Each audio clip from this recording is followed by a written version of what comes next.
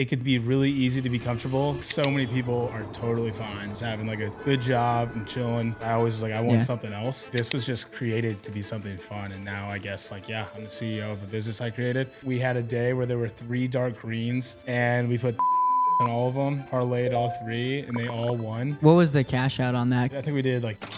When you have a social media account and you know you're pretty good at betting, but you don't have any followers, what do you do?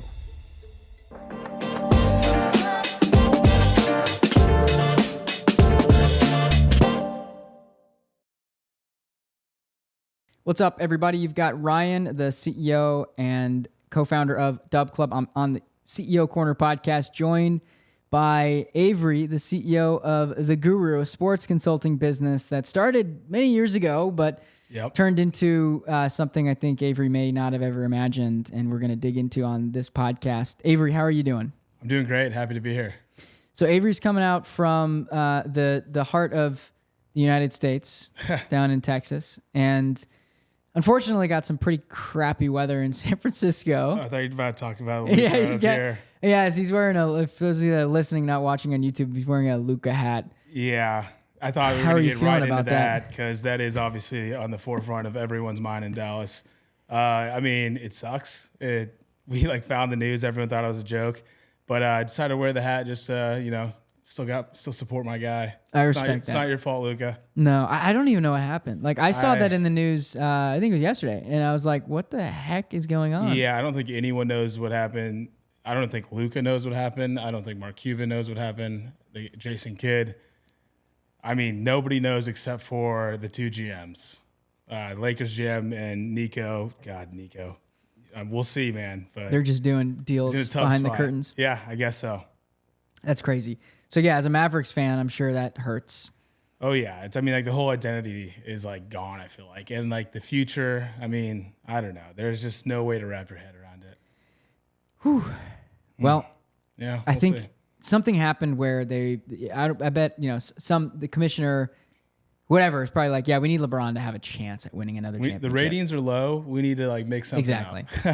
That's the only thing that makes sense. I mean, it's a business, and at the end of the day, the NBA is a business, and they got to figure out a way to make it interesting. Yeah. So I get it, but that really sucks. Luka's pretty cool. I've watched him a couple times when he played the Warriors, and actually, I went to that game this year. The Warriors Mavericks, the return of Clay to the Chase Center. That was really cool. Yeah, we got the sailor hats. Nice. I think I went to that game with Dan from DNR Sports. Give Dan a shout out. I don't know if I watched that game. Were they giving respect to Clay? They had. It was awesome. Right? Okay, good. It was. I was sitting with DNR Sports, and we looked at each other, and like it was such a no-brainer to take the over on Clay and Steph. I feel like that's what they want you to think always, but. Oh man, it was juicy. It was like Steph over 26.5 points and Clay over 4.5 threes. Nice. And Clay they didn't hit it. They both didn't hit it until the fourth quarter, but Steph went for like 37 or something, and Clay had like 6 threes. Yeah. And I was like, look, these guys they've got too much ego to not go back and forth, so they're gonna get into Splash Brother rivalry right there, I guess now. Yeah, it was pretty cool. So Avery, let's dive in a little bit. Obviously, like we got the important stuff. You're from you're from Dallas. You're a Mavericks fan. You are bummed about the Luka departure, but like, how in the world did your business get started? I'm sitting here next to you with the 500K Earnings Club sign sitting next to us, right? Like it's wild. It's been a couple of years now, and to think back on what these last few years has been, really special time, and just kind of like the beginning of, I think, a bright future, because this is one of the first times you've been showing your face, and you've got an awesome personality. I think that's so much of the brand of sports content creators, is being able to have that personality. So let's rewind the clock and go back to what life was like for you 5 years ago, right? Let's see. During COVID, what were you doing? So, I mean, still working in the same job. I'm in the tech industry. But in terms of like the guru and just like sports, I mean, I've always been a giant sports fan, and I like to play some wagers here and there, of course. And I always was like, why do my friends and I suck at this? Why? Like, we know ball. At least we think we do. We call ourselves ball knowers, like who doesn't? And it's so hard to get a winning bet or figure out which side to pick based on these Vegas lines. And so what I did is I actually just started looking at the stats. Like, so at the University of Texas, hook 'em, I was math, computer science major. So I've always been a big numbers guy. Love Like it. to You're a code giant little bit. nerd. Yeah, I'm a nerd. My Shout friends out would- nerds. Honestly, when my friends would call me a nerd in college, I was like, thank you. Like, 'cause I Yeah, don't feel seriously. like I don't feel like I belong in these classes. Like my dad made me like go this route almost. I'm like, but so Thanks, Dad. Yeah, no, yeah. Thanks, Dad, actually. Shout out, Dad. But I honestly just kind of went like pen to paper, started just like adding up some like basic averages and just like seeing. And then like what's funny is the first thing I was doing was college basketball first half like OUs.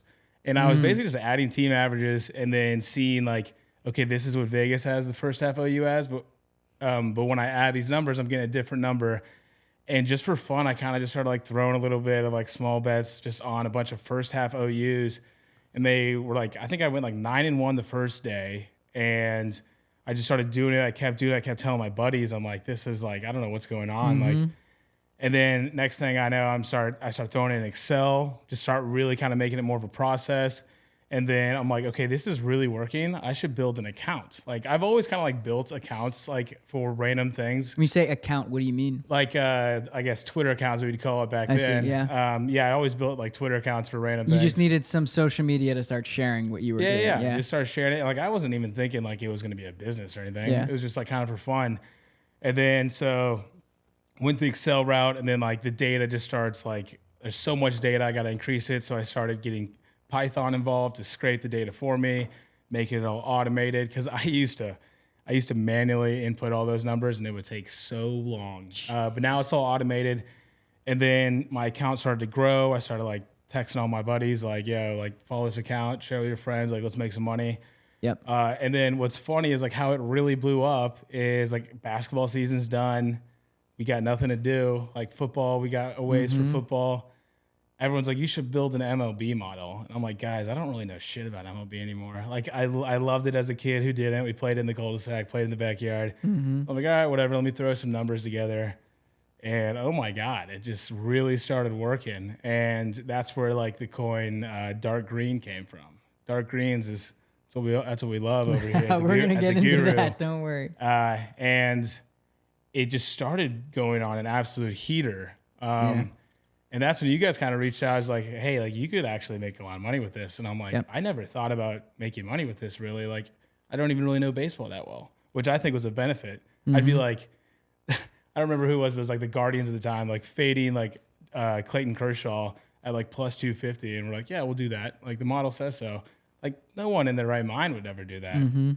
But then we went on I went with DubClub, and then we went on like a 44-5 run with the free plays, which that was insane. A lot of people who weren't here are like, there's no way. It doesn't make any sense. You can check the tweets, they're there. Yeah, it was pretty wild. I remember, so we can pause on that for a second, because in that moment, right after you launched your DubClub for the first time, you're obviously still working full time. The models were still like somewhat new for you, and your social following was starting to accumulate and grow. But all of a sudden, it was, I think, July of 2022, I want to say. I think so, yeah. It was, I think you launched maybe around the start of baseball season 2022, or maybe just prior to that. And I remember in July, it was like, who the heck is that? Because it skyrocketed. It skyrocketed. And then we dug into it, and it was like, this guy's on a 44-5 free play run. Basically, you couldn't miss with the model. It was hilarious. Like, because I would like send out like obviously my plays to subscribers, and there would be a play where I'm like, I really like this play, but I'm not super sure of it. But if I make it a free play, it's gonna hit. That's how it felt at that time. Like the karma of like giving it for free is incredible. Like the betting gods are like, good guy, giving it for free. Like, we'll make sure this one gets through for you. And then we had the little baby gift that would help us out. Yeah. Summoning runs, it just worked like every time for some reason. Yeah, we're gonna have our editor Doran is gonna have to find that baby gif and throw it up on a short for you, because that was just the vibes were just hitting back then. Very good vibes. You throw the baby gif up, and whatever play you put out was just it'd bring us home. I don't know what kind of dark magic was going on there, but it was awesome. that was pretty wild. So if I'm kind of bringing everyone, the audience up to speed on how the last couple of years have been, you were working a big tech job 5 years ago. still working that big tech job to a large extent, right? A lot of your focus is on your DubClub too, but you just started digging into the numbers. You obviously have the mathematical background, being CS and math, you said at UT. You started digging into the numbers. You started identifying some discrepancies between your models written in Python and the book, or whatever books you were comparing them with, right? Like any number of sports books that you could compare lines against. You were noticing a discrepancy on over-unders. And that got you thinking, well, why don't I start sharing these? And the natural next step for you is let me create an account, a social account. Yep. And you started putting those plays out, the ones that were showing as, hey, there's some discrepancy here we can take advantage of. There's basically an opportunity to make some money. Yeah. And people started catching on to that. It sounds like you initially sent that account to friends of yours. Did they know it was you, or were you like, hey, this guy is smacking, like he's cashing everything. Go follow him, send it to everyone you know. Like, what was that like? I was very much like, yeah, this is me. Like, support your boy. Okay. Another thing though that was like a way to grow it is I would just find like similar accounts and find the people that really interacted with those accounts, like the people retweeting them or commenting. I just like would kind of like go on like a following spree and just give people just exposure. That was like a really big way of just like getting, because that initial start is so hard to build that account. Yep. But yeah, like honestly, like, and then once I got to like 2000 with just basketball plays, and then it was the MLB, like just when it went nuclear, and that's when it grew like 8,000 followers. And so when you say that initial momentum to start the account was really tough, is that when you have a social media account and you're pretty good at betting, but you don't have any followers, what do you do? I honestly think exactly kind of what I was just saying about following or finding similar accounts and finding the people, the followers that are engaging on. That's pretty clever. Yeah. Like so basically, like who's interacting with other sports content creators that already receive a decent amount of engagement. Yeah. And go interact with those followers, because more likely than not, they're going to probably follow you. And they might interact. Yeah, and they might interact, engage. Which brings more attention to your profile and surfaces you in the algorithm and so on and so forth. And it's honestly like probably kind of different now, because like the algorithm for X is different now. Like back then you were really just kind of seeing the accounts that you followed. Yep. Now, obviously, there's an algorithm that just grabs things that are similar to what you like based on views and all that. But back then, like a huge way to get exposure was getting retweeted. And so like finding people that like to hit that retweet button was huge. So those were the main people I went for, the people that like to hit the retweet button. So I just find accounts that retweet trigger happy folks. You were a target of the guru. I kept finding that. And then another thing, like, so yeah, to get to that 2,000, that was huge. 2,000 followers. 2,000 followers was huge. And when was? Do you remember when that was? When you hit that magic 2,000 followers? I guess like 6 months before July 2022 of when the MLB kind of started, and then after that, what was huge to grow the account was doing like, can you guys help me out? Help me help you. If you want, we're on a 44.5 free play run. If you want the next free play, give me some retweets. Like, give me some more exposure to help me grow the account while I also help you make money. So it's kind of, you pat my back. You're kind of betting on yourself in that sense, right? It's like, let me give you another play if you give me some engagement. But the only reason why I think it's valuable to give you another play is because I think it's going to cash. Because I'm on fire. And then what's funny is like, because then like a ton of people retweet, and then people would reply and be like, dude, you're not on a 44.5 run. Like, you're full of crap. You're like, all right, boom. And then I'm 45. And then I'm like, followers, let them know what's up. And they're like, he actually is. It makes no sense. Yeah, so, that's pretty sick. Yeah. So you basically deploy the troops. You're like, all right, engage. The Guru crew. I'm like, come on, guys. Guru crew, yeah. Yeah, well, you started out as, like, if we go back in time to the origin of the business, you started out as It's the Guru, right? Or it was 1H Guru. 1H Guru. That's right. Yeah. So what's up? So 1H Guru, was that for your first half? Yeah, because I was only doing first half plays, and like it's actually a pretty funny story. I don't know if I ever told you about how I got the Guru. Let's talk about that, because that's part of the business story, right? You're the CEO of the Guru now, and you know, back in the day, it was 1H Guru. Did a major rebrand. A lot of my friends unlocked a lot of upside for the company. Yeah. You know, a lot of my friends still call me 1H Guru, and I'm like, guys, get with the times now. Like, seriously, yeah, you're at a new level. Yeah, I'm like, who's that? But I like found the guy with the Guru Twitter handle not active at all, but luckily had his Instagram linked. And so I go on his Instagram and I shoot him like a long message. He's in the UK. Very cool guy, very fun guy, like loves to party, which was funny. And how'd you figure that out? just because I saw his posts. Oh. And like a lot of his posts are just at like festivals Like, and would stuff. you fly to London and go out with him? Oh, no. I would love to meet the guy. He was a super nice dude. But didn't reply for like a while. And then he eventually like sent me like a really long message. Like, I checked out your account, really cool niche you have. Like, here's my like starting offer or whatever. And like the offer was like several $1,000s, which like at the time I'm like, I don't know, man.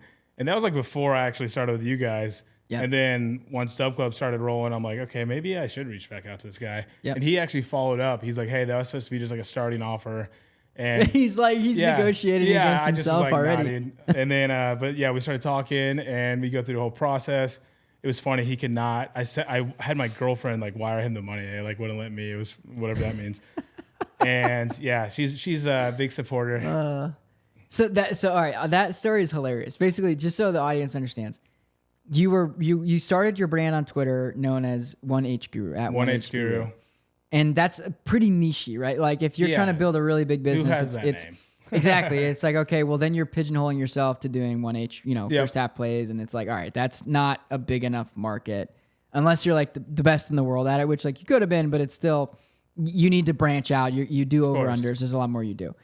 So you ended up realizing, okay, let me try to rebrand to TheGuru. You reached out to the guy that owned TheGuru Twitter handle, because that was how people knew you, was your Twitter. And it sounds like when you reached out to him, you found his Instagram through his Twitter bio. Yeah. Reached out to him. And when you guys were going back and forth, he started out with an offer of a couple $1,000s to get his Twitter handle, but you weren't yet serious enough with your DubClub business that you're like, oh, this is worthwhile. I don't even think I had started. Yeah, you didn't even launch your DubClub yet. So you didn't have people actively paying you for your advice for your models. Like, is it worth it right now? Exactly. And, fast forward a couple months, what you realized was, oh, shoot, I'm making plenty to cover this from my DubClub, and now I can pay this guy to get the Guru handle. Yeah. And that is hilarious. It was a funny process actually getting it, though, because like somehow like he's a kind of an older guy actually, even though he's partying like that, but more power to him. Yeah. But like he like lost like the phone that was associated with the MFA of the account. And so there was like a 3-month process of like, I'd already paid him the money and like everyone's like, you got scammed, dude. And I'm like, dude, I trust this guy. Because this guy's sending me videos on WhatsApp of him. He's like Avery. I can't do an accent, but like in his accent, I'm working on it. I'm talking with the AT&T and stuff. And then what's funny is when he finally got the account and the password, he gave it to me. I waited until like 4 in the morning. I don't know what, like in my mind, I'm like, when are these bots going to be, they're never asleep, but when are they going to be like, it's less of a chance for someone to snag that name when I change the name. So I had 2 laptops up, one with 1HGuru, mine, TheGuru on him. And I immediately am changing his name to some random name and then changing mine to TheGuru. So I changed his name off TheGuru, changed mine to TheGuru, and I went through and I'm like, we're good. We got it. Because I was worried that I was going to change his name. And someone would snatch TheGuru and I would just be screwed at that point. Because I would be so curious to know how many like new Twitter accounts are created every day. But wow, seriously. Could you imagine if what if like it was me? I go and I'm like, yeah, TheGuru sounds like a cool name. Like, who the hell is it's this 4:30 a.m. Yes, like someone's drunk. They're like, yeah, TheGuru. Boom, they get it, and you're like, where the hell did it go? Maybe. That would stink. And then what would you? At that point, you'd have to reach out to them. They'd probably negotiate with you. They would probably be like wanting to get that name to sell it for a lot more than. So funny analogy, actually. If I'm drawing a parallel to DubClub's business, we're obviously we go under the URL dubclub.win. Obviously, naturally, like the .win was specific, A, because it was cheaper to start, and B, because our mission is help more people win more together. So .win was kind of perfect. Oh yeah. But obviously .com makes more sense. Like people always Google dubclub.com. We get millions of visits every month to our site. So people are searching dubclub.com. We had to buy that domain because it was it was owned by somebody else. Yeah. So I had to go through GoDaddy. That is a weird one to own too, though. Like, who's got DubClub? And it wasn't anything. It was dubclub.com was just someone. It was a domain squatter. Exactly. Then So that's someone what I was was just worried sitting about, on it. like with the Twitter handles, like people just trying to get it to sell it. Exactly. And I don't think that's actually a bad idea. I mean, you could probably make a lot of My money. friend's with done that with like funny restaurants in Dallas. Yeah. Like, you got to buy it from me now to get it. Yep. There you go. If another funny, like, I mean, we can get into this later, but Lewis, my co-founder, used to run a podcast called General Admission. Oh, cool. And, you know, arguably potentially trademarked by the Chicago Cubs or I forget which team, but they ended up having to like go through Lewis, and Lewis was going to sell it and all this funny stuff. So nice. It's happened, but funny parallel for your business and ours in the sense that like there are people sitting on these brand names and the domains that you want, but you can't always get it. There's one we're looking to buy right now because it's always good to have different URLs for our product, the way people are coming in and accessing, trying to like shorten the links for you guys. There's a domain now that's like, it's like $120, but you still have to like go through the person to buy it, which is a total pain in the ass, but funny parallel. Yeah, no, I didn't even put that together, but that makes sense. Yeah, I did think, I was like, .win is pretty unique. There's been a couple CEO partners on DubClub that have gone through that same process where they have to find the brand they actually want. Yeah. And then they're like, shoot, I got to figure out how to pay this person. This URL, Western Union, like, which is like almost always a scam. Like, totally. I'm so impressed that you were able to make that happen. I know. Yeah, the buildup of that story is like, nah, you're screwed. But. And what's pretty cool, I was asking a lot of the our customers are you guys, the CEOs of their businesses on DubClub. I was asking a lot of them, do you view yourself as a CEO? All right, and it's a question I would ask you too, but the answer is pretty obvious because you're doing these kinds of things, not really realizing like you sort of have to do everything for your business. Oh yeah. And that's what a CEO's job is. Yeah. No, I guess you're totally right. I mean, like that's always like, I feel like that's most people's dream in a way, is like be the CEO of your business. Yep. And again, like this was just created to be something fun. And now I guess like, yeah, I'm the CEO of a business I created. And I do everything by myself, which I feel like maybe I should bring someone else in. And I said that once on my Twitter, kind of joking, and people were reaching out, which I appreciate. I got to figure something out to maybe it'll help the process. What would you need them to do? Like, what's an open job description or job role that you have? Like, I've already built the product, like I already built the model that predicts things for me, predicts the outcomes, which is like the biggest part of it. And the part that takes a lot of time for me is like evaluating it then, because it's like with a model, you get edges on pretty much everything and finding the edges that are worthwhile taking. And so like with college basketball, there's like 60 games a day. It feels like 150 on Saturday. And so I'm just like constantly evaluating stuff. So like, I'm thinking about like, I want to like maybe get somebody that can like understand my logic, but I'm also actually, cause I work in kind of AI in my tech job. So I'm kind of trying to build like an AI bot that just like understands my thought process, and like, I run the model. I can honestly just have it run the model. And basically I can just sit back, and it honestly would probably be helpful too, because where I'm not like going back and forth and letting like human bias like get in the way, where it's like, no, dude, like this team's going to beat Kentucky. Like, really? Like, okay. Like, so yeah. I'm like, are you sure about that? Yeah. There's a variable in that equation that is you as the human. That's exactly. Second guessing it. Like there's good and bad that comes from that, of course. Yeah. If you let the data decide, it spits out something that I think that's almost very always objective. the way to go, is let the data decide. Yep. So there's more around it though, right? Like you built the product, but a lot of people have pretty decent when we say product, we're talking about the advice, right? For you, it's you have a model that is constantly running over new data, and it spits out the prediction that then you give to your subscribers, right? I think what's interesting about a lot of the people we work with, a lot of people building their business on DubClub, is that they have different product offerings. So some of them just like literally send images of the slips that they've put in, whether they've submitted it on FanDuel or PrizePicks or whatever. Some of them send images like you of your model and the outputs with the, dark green plays, however you mix it up. You have the product, but like how in the world is anyone going to know about you, right? If like you're not doing the work of marketing, you still have to promote your brand. Yeah. So how do you think about that aspect of your business as it relates to constantly kind of generating income? Yeah. And specifically, I mean, how did you become so successful, Avery, on DubClub? I think I just built a good product in a way. Like a lot of it, like I honestly am very impressed by the other cappers that don't use a model, that don't use data, like can just look at all these different aspects to it. Cause in my mind, I almost feel like you have to have a model to really like, cause it shows you angles you would never, ever look at. So I think that is the reason why it's so successful. I do eliminate a lot of the human bias from it. And then the marketing side, like you're saying, that is so huge. And it's honestly an area where I think I could maybe even improve on a little bit. Like I was marketing the hell out of it when I was on that 44.5 free play run and stuff. And that grew my account a lot. And then what I've realized is that some of the other accounts that are just like ginormous, they are doing a lot of video content. Mm-hmm. And so that's something that I was like starting to get going at the end of last year. And like I was kind of like the first couple of videos like went really well. And I kind of like lost my stride a little bit when the holidays came around, you know, because I'm not really focused on naturally getting a microphone out and stuff. Like I'm not going to bring a microphone with me to my parents' place for Thanksgiving. So I need to get back on that grind for sure. I think that's a huge thing. I mean, we've got our other guys here, calling our shot, right? Yep.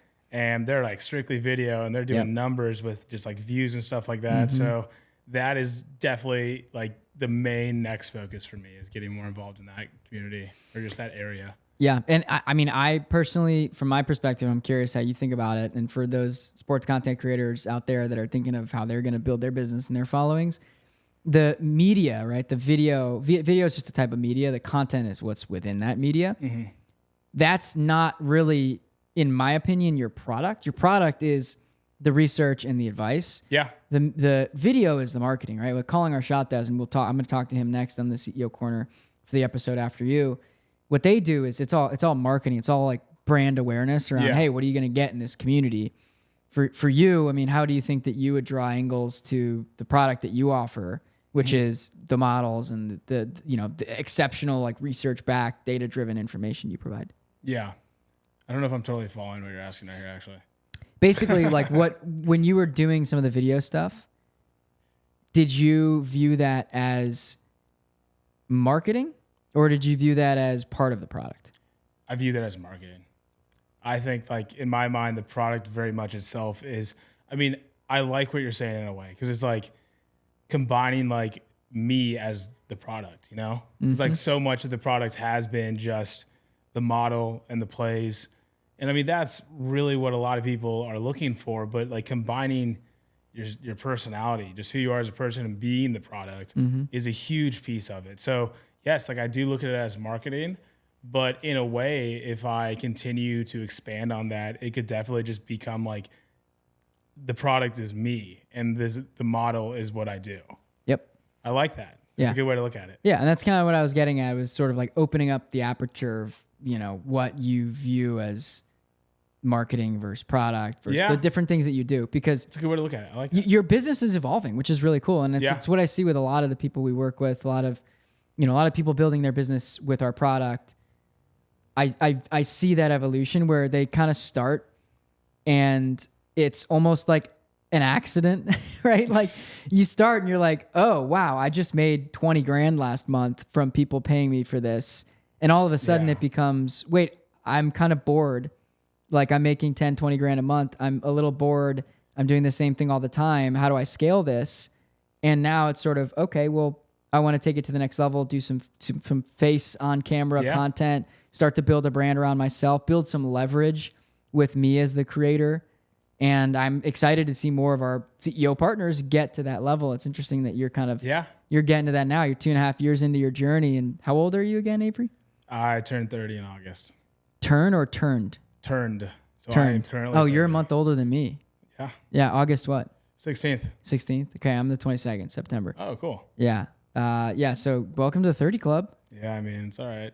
Yeah. I saw a gray hair in my last haircut. Actually, my barber was like, "You have 3 gray hairs." I'm like, "Do you really have to tell me that?" Like, dude, I'm paying you. Like, it's like, all right, there goes your tip. Yeah.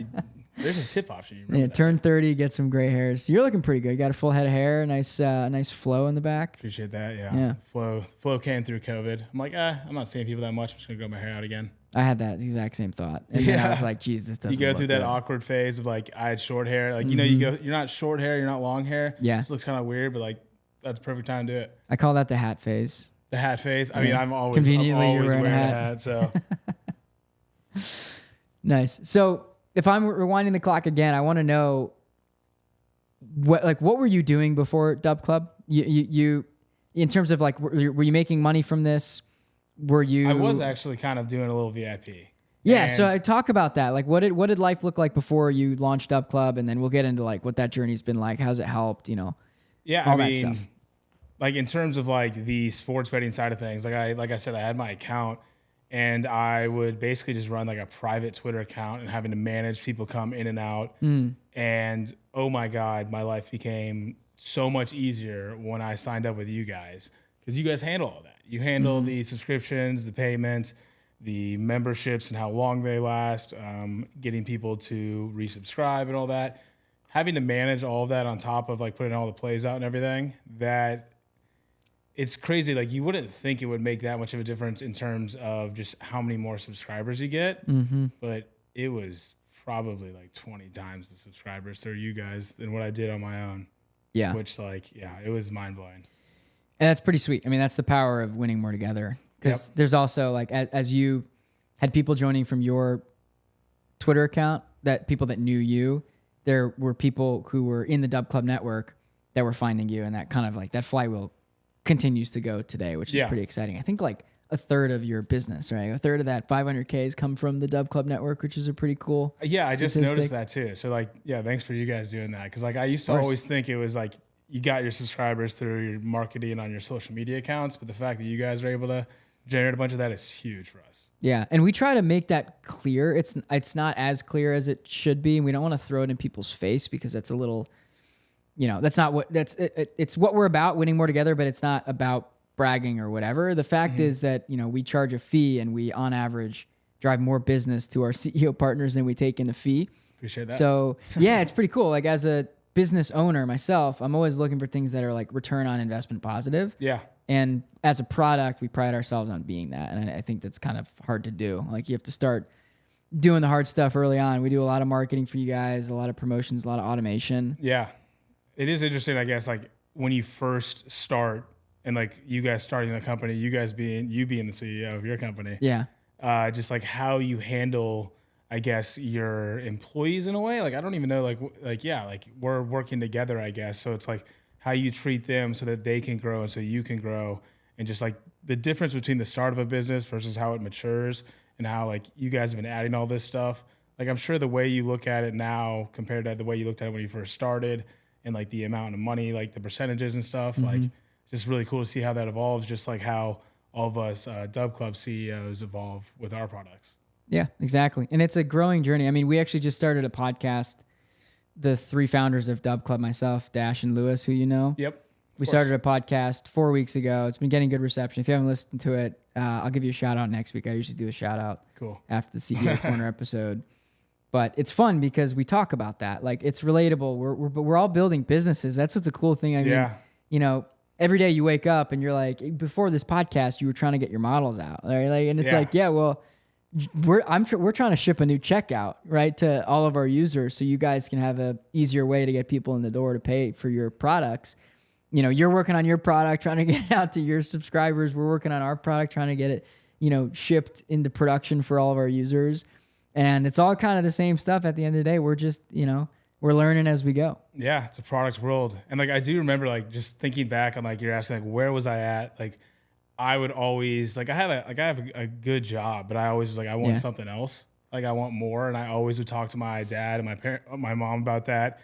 And it's just like so cool how me just kind of doing this for fun turned into that. Like, I wanted something more, and this is what it ended up being. I mean, it's crazy to me because I've seen your numbers. I've seen the numbers of your business. Obviously, we have this 500K club next to us. But how do you feel now with regards to the comfort around your business? Do you feel like you're at a place where you've got somewhat of a situation where you've got financial freedom with your DubClub? Or do you feel like you really want to invest more, or are those two things one and the same? I definitely want more. I feel like that's how you have to look at these things. Yeah. Like, I could definitely be comfortable and just like, okay, yeah, like, yes, like this has been amazing. Like, I'm super happy about it. But that's like part of the reason why I was like, I need to do the video content, because I need to do more. And also, like, another thing I didn't really touch on with the video content is like, I was on over 6 months plus 200 units. And I'm like, okay, the subscribers should be like flowing in right now. And so that was part of me, like, maybe they need to know me better, or like, I just need to get more exposure and stuff like that. But no, like, I mean, it could be really easy to be comfortable, and I don't really like that. Like, so that's also totally. something I felt like at my job. Yeah. And that's why I was like, I need something else because I got too comfortable. Yeah. And It gets boring. Yeah, exactly. Yeah, I'm the same way. Like every Yeah. day, I mean, and Lewis is the same. That's why we started bet. this. Every day, it's kind of like you feel a little unsettled when you get to a point where your subconscious is hinting that you should be doing something more. Yeah. That's what it comes down That's to. such a valuable thing to have, though. Like, so many people are totally fine with just having like a good job and chilling, but like having that drive to want more is super valuable, I believe. Did you play sports growing up? Yeah, I was football, basketball, lacrosse, and then this is always funny to tell my friends and just anyone. I tore my ACL playing lacrosse senior year, and so me and a bunch of the buddies joined the bowling team. So I like to bowl a lot. No way. It was really funny. Like, we didn't even know we had a bowling team, and then like on the like intercom, it's like bowling tryouts tonight at blah blah blah lanes, and we're like, yeah, let's go. And we like show up, and like the like OG bowling team is like, God, man, like what are these guys doing here? They're like, we got a bunch of bunch of jocks basically showing up, taking trying to find the word to say. alley. You're exactly right. And we all make the team and stuff, and then like we become like homies with all like the OG guys. We would like wear our like bowling polos to high school and like get a bunch of people to come to the matches. So that was always like a sick, super funny thing to tell people because it's like you're on the like I don't know if I necessarily look like a bowler, but I mean, I didn't even know there were high school bowling teams in the U.S. Really. Truthfully, I mean, I know it's like a professional sport, but I didn't realize that it's pretty rare. Like everyone I tell, like, because like so I'm actually from Nashville, but like I went to the University of Texas and I've been in Texas for 10 years, but like. But you went to high school in Nashville. Went to from 4th grade till graduating. My parents, my brother, they all still live in Nashville. No way. So, okay. But what was funny is we had this like phenom, this freshman on the team. He had like a bowling alley in his house. He had bowled like 9 300s, and he was the shyest kid ever. And we treated him like he was Michael Jordan. Like we lifted him up. Like he invited us to his parents' house to bowl once, and which is like got to be hilarious for a freshman, like a super shy freshman. Like, Mom, I got some friends coming over, the senior guys. And she was like very like appreciative. She's like he's like much more confident now and stuff like that. So shout out to him. Yeah, I wonder what he's up to, man. Yeah, that's pretty cool. He's got to still be rolling it. See, that's the kind of cool stuff where if I didn't know who you were and I was like, man, I'm kind of thinking about joining this guy's community and getting his advice, it's like, wow, you just like, that's an uplifting story. Yeah.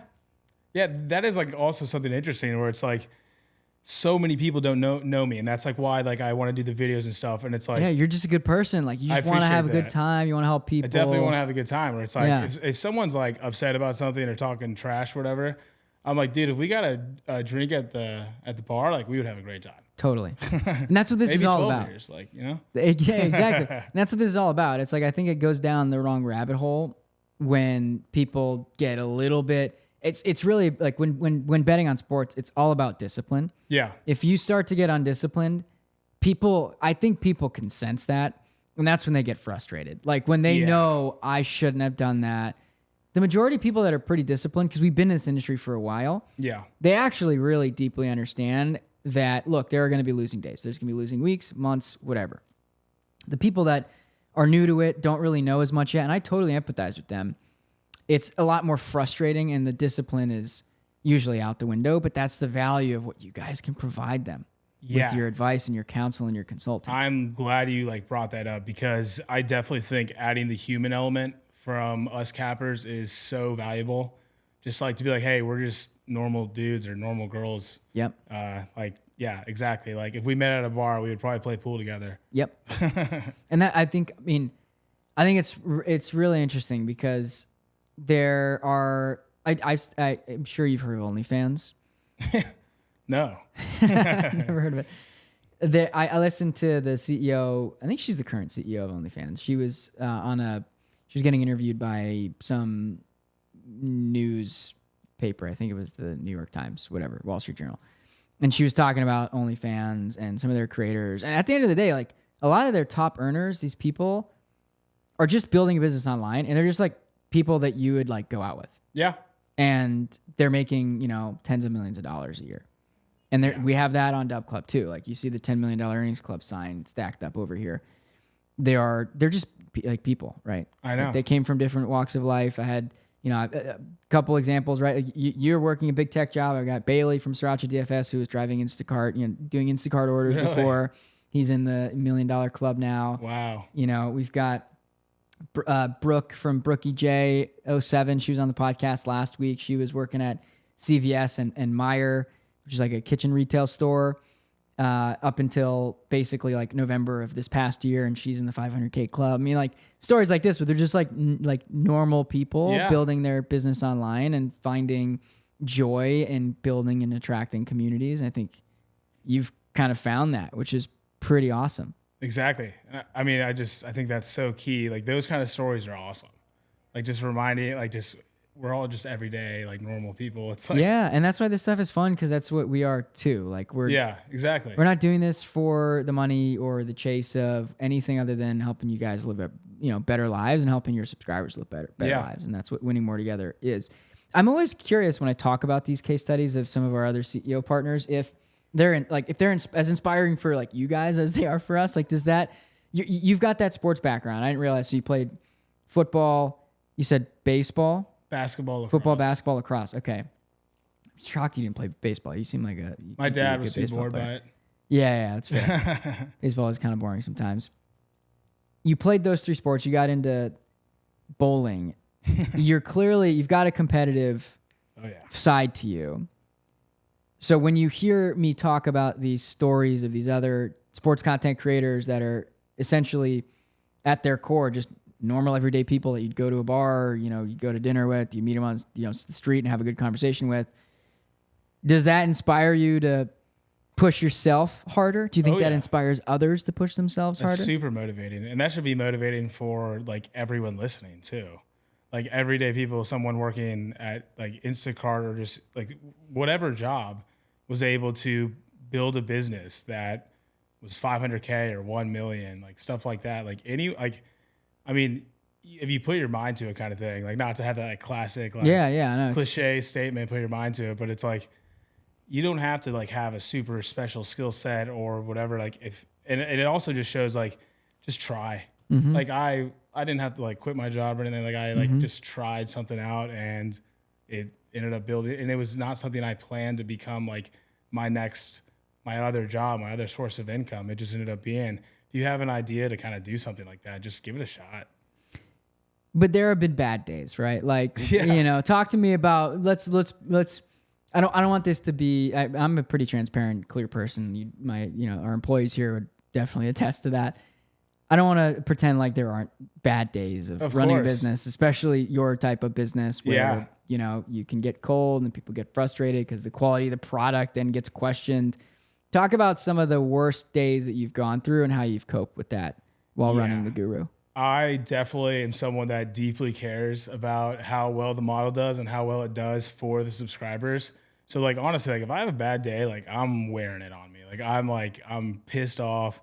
I'm tweeting out, I'm apologizing to subscribers. And I always do this thing where I like to send free days out. Cause I'm like, I want everyone to know like, hey, I'm really trying for you guys to be on and make money with this. Like, I don't want your experience to be a negative few days. And then like, I really value that I track my plays and stuff so people can actually see, like, I'm never hiding when it's doing really well or hiding when it's doing really bad. Like we had that 200 unit stretch since July. And then honestly, the last couple of weeks, it kind of dropped off a little bit. And I tweeted something out. I'm like, hey, January wasn't that kind to us. I showed people the results. And honestly, I think that I got such good feedback from that. I actually gained subscribers by doing that.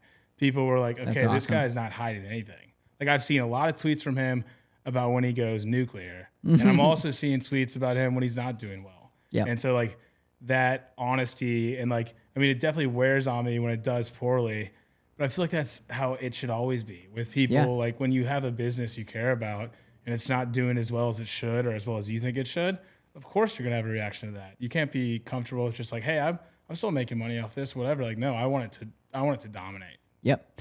And we feel like that too. I mean, you can imagine with whenever we get a text from somebody, you've been in this situation with me, you know, where you text me, hey, something's wrong. It usually happens for whatever reason over a holiday. I've sent Ryan like late night texts like, dude, something's off. I need you. Like, sorry to like interrupt you, but like, no, that's the point. A great example of like, how about the days or the times where it kind of doesn't do as hot. So like when I did that MLB model and it went insane, and where I first started with DubClub, like it was my first time ever doing the MLB model. And everything's going well, people are loving it, and then like All-Star break happens, and I'm like, all right, All-Star break's done, back to business as usual, and the model just like completely flipped. Like it didn't work the same as it did pre All-Star break, and I had no idea that was gonna happen. And this is before the feature was added of where like we could like pause subscriptions, you know. I remember I was like I was probably annoying the hell out of you guys, because I was just like, guys, it's not really working right now. Like I want to pause. I don't want people to be paying for it when it's not working right now.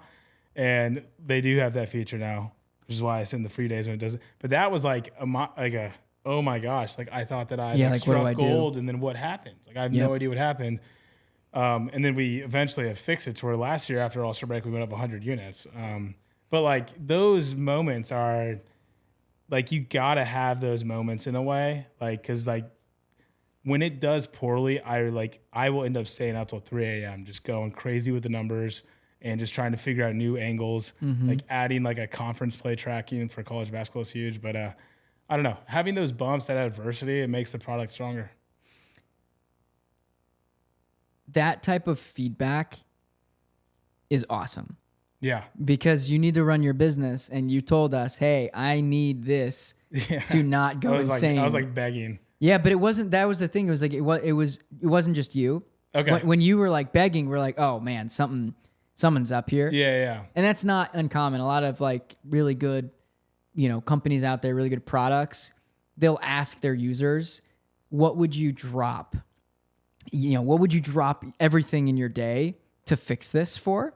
And for you, the answer was like, I need to give people extensions on their subscriptions. Yeah, so I can figure out what to do with exactly, because I need to tweak the model, and it might be indefinite. I don't really know.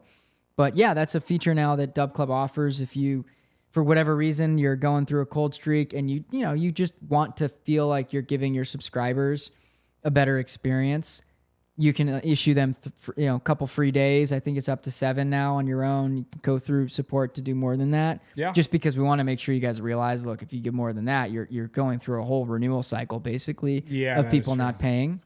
Because at the end of the day, you guys are our customers, so we always have to make sure, like, hey, you recognize what the implications are. People signed up and they agreed to the terms of service to pay you. Yeah, that's a great point. So we're gonna stand there and say, hey, look, let's just counsel you on the fact that you got paid for this, so don't give away too much. Yeah. But, of course, make sure they have a great experience. So I'm glad that you pushed us on that, because it's a great feature. It's part of the, the customer relationship management experience within DubClub for you guys, and it's been highly utilized. So good use of our time. It's definitely an interesting dynamic. Like my mom has even said, because like she's retired now, but she was like running a business with her brothers, and my mom's a very empathetic person, and would just like, whenever a customer was very upset, she would like really try to do everything she can to like fix it and stuff. And she kind of learned is like she always tells me, she's like, Avery, like maybe you have a little bit too much empathy in some of these situations where it's like it's okay. Like you can have a bad day. Like you're going to be able to get over it or get through it, kind of thing. And so there's levels to that for sure. And that's why I think you are the CEO of your business and not just a contributor or a capper, right? Like, you're just doing more. You're interacting, you're empathizing, you're treating it as though you are providing people a service they're paying for, because they literally are. Yeah, absolutely. When you were first starting your Twitter account and you're getting a follower base slowly building, did you think about monetizing? I know you did that Twitter VIP page where people would pay you and then you'd somehow give them access to a private page and track that. But were you thinking about taking payment from the get-go? No. How did that evolve? How did you come to the point where you thought, I want to get paid for this? Because it was doing so well. I'm like, all right, like I'm helping you guys out so much. Like I'm putting in a lot. This is like at a time also where it was much less automated. So it was a lot of work for me to get this thing ready. And like people like were like begging for it, which was awesome. Yeah. And I'm like, all right, like if I'm helping you guys out kind of like thing, like it would be nice to kind of have like, all right, here's for helping me out kind of thing. You know, like I like did like a tips thing and stuff, which was fine. But I don't know. I don't know who had the quote, some like prominent businessman where it's like if you have a skill or do a job that people want, don't ever do it for free kind of thing. That's like and that's just like from like an entrepreneurial like mindset. Like it's great for the people that do their content and stuff for free, but like as an entrepreneur, like it's not necessarily how you're supposed to do it. It's not how you're necessarily supposed to do a business.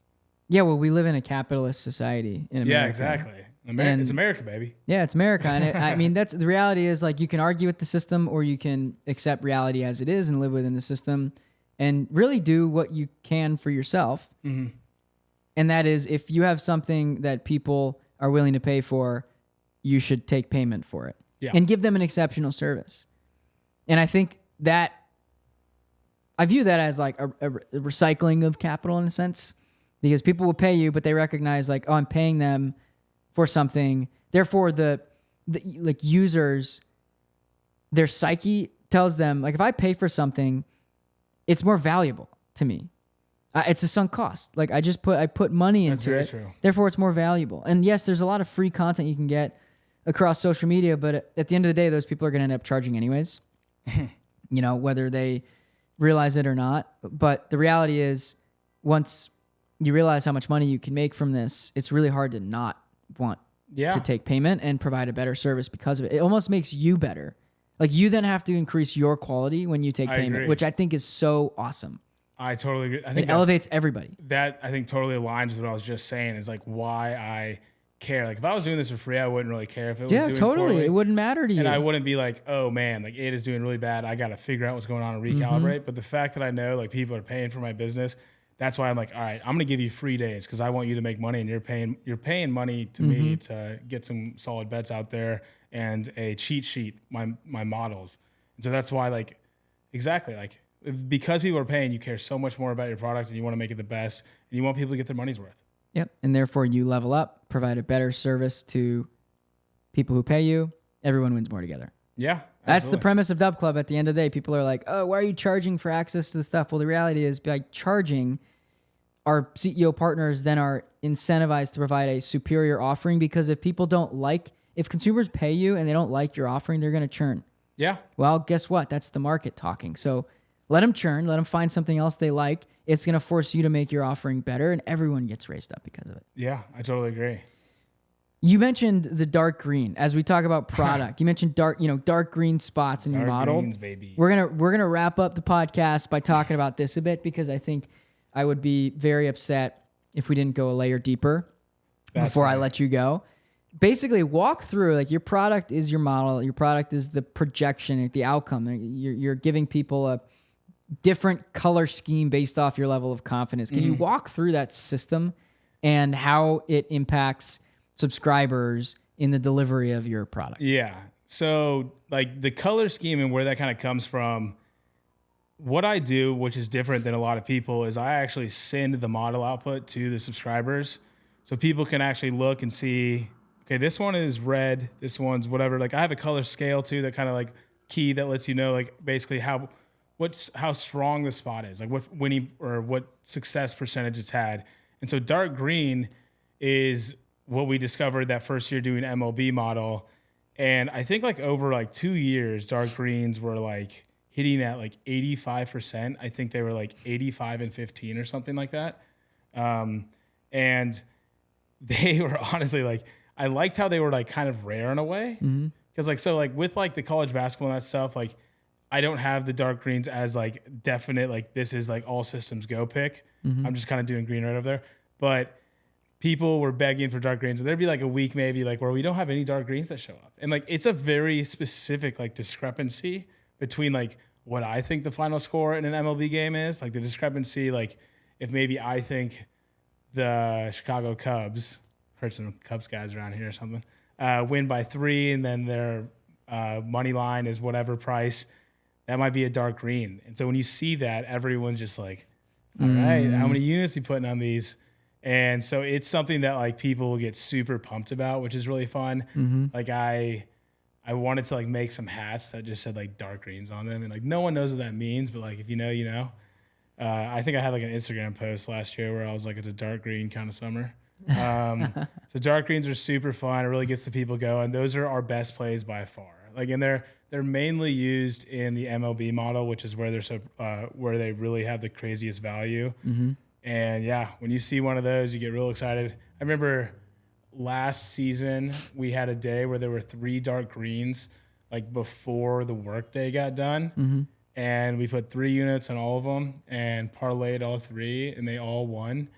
And what was the cash out on that? Because I always ask about what was your biggest win. So I know that wasn't your biggest, but do you remember what you put in? What was the wager? What was the? I think we did like, so we did 3 units on each money line, so 9 units, and then I think we did 1.5 or 1.5 on the parlay, and I believe that won like 9 units. So I think we had 18 units like before like the main slate started. Wow, that's a good feeling. Yeah, it was really good. Like everyone's like, I didn't get a single thing done at work today because I was just watching the game. I'm like, yeah, me too. Yeah, well, that's what it's about. I love it. So, all right, last question I'll ask you before I let you go. Can you talk a bit about what you've heard from subscribers who have won a lot of money from subscribing to you, or generally just benefited from being a part of your DubClub? What case studies have you heard? Yeah, I honestly, the coolest one happened probably like two months ago or so, when again I was in the middle of that 200 unit run right there, and someone DM'd me like, "Hey, like Guru, I got wrongfully terminated from my job. I'm going through like a case right now, or like a we're suing them essentially kind of thing." And they basically have not had any income for however long, I guess like 2 months they said. So they said that I can't thank you enough, because of your plays I've been able to pay the bills while like this case gets like sorted out. And I was like, dude, that is probably the coolest message I've ever gotten. Like he's literally saying like he's staying afloat because of my plays, which is bizarre.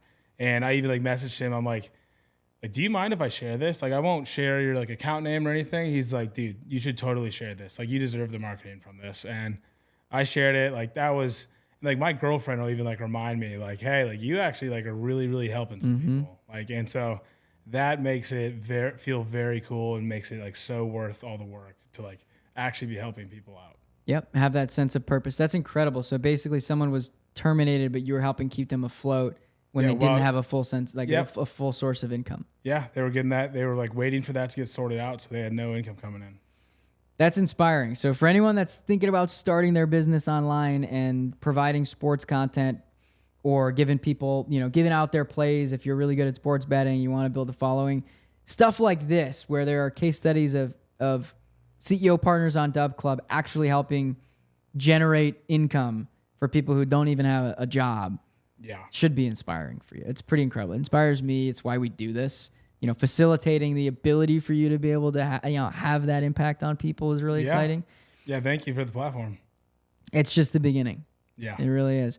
Avery, this has been super fun. Thank you for joining me on the CEO Corner podcast. We're gonna grab a beer and some food in a bit. Let's do it. Happy to be here. Yeah, great time. We'll catch you all soon. Avery, CEO of TheGuru, absolute legend, 500K club member. Over and out. Let's get some dark greens. Yeah, dark greens on the way. Boom.